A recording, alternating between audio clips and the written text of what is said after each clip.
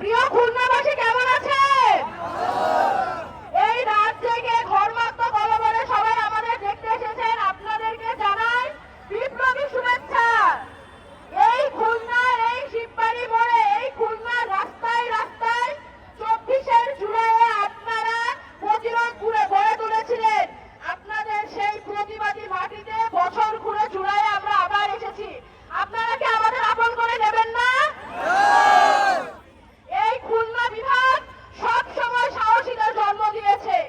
জুলাই ঘুরে জুলাই এসেছে, কিন্তু এখনো প্রকাশ্যে পাথর দিয়ে পিটিয়ে মানুষ মারা হচ্ছে, গুলি করা হচ্ছে, তাদের জন্য মানুষের ঘরে আগুন দেওয়া হচ্ছে। পুলিশ মানুষের কথা শুনছে না, সাধারণ জনগণ সম্মান পাচ্ছে না। আমরা কি এমন জুলাই চেয়েছিলাম? খুলনাবাসী কি এমন জুলাই মেনে নিবে? এই খুলনার মাটি থেকে ইনশাআল্লাহ আমরা আবারও প্রতিরোধ গড়ে তুলব। ওই খুনিদের বিরুদ্ধে, ওই চাঁদাবাজের বিরুদ্ধে, ওই দুর্নীতিবাজ পুলিশ প্রশাসনের বিরুদ্ধে তুলব না? এই খুলনা প্রতিবাদ করবে না? এক বছরে কি আমরা ঘুমিয়ে গেছি? এই খুলনার ছাত্র জনতা খুলনার মাটিতে সব সময় প্রতিবাদী ভূমিকা রাখবে। আপনারা কথা দিন, আপনারা সামনের বাংলাদেশের বিচার, সংস্কার, জুলাই সনদ এবং নির্বাচন আদায় করে নেবেন। আপনারা কথা দিন, আমরা চাই কিনা?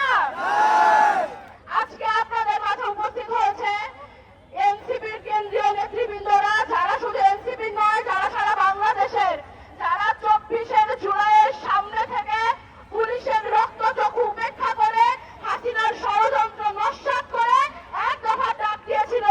সেই সমস্ত নেতৃবৃন্দ আপনাদের কাছে এসেছে আপনাদের কথা শুনতে।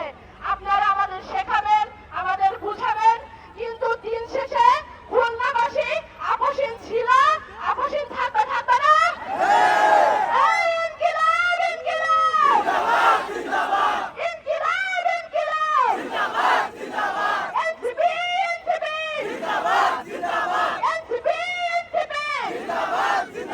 পরিশেষে যারা কষ্ট করে এই দিনরাত খেটে এই পদযাত্রা সফল করার জন্য কাজ করেছেন, এবং খুলনার সাধারণ ছাত্র জনতা যারা আজকে আমাদের কাছে আমাদের দেখতে, আমরা যেন আপনাদের দেখতে পারি এই জন্য এসেছেন, আপনাদের জানাই ধন্যবাদ।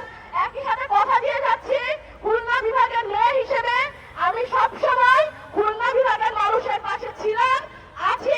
যদি আপনারা চান আমরা থাকবো, আপনারা চান? ইনকিলাব জিন্দাবাদ। ধন্যবাদ সবাই।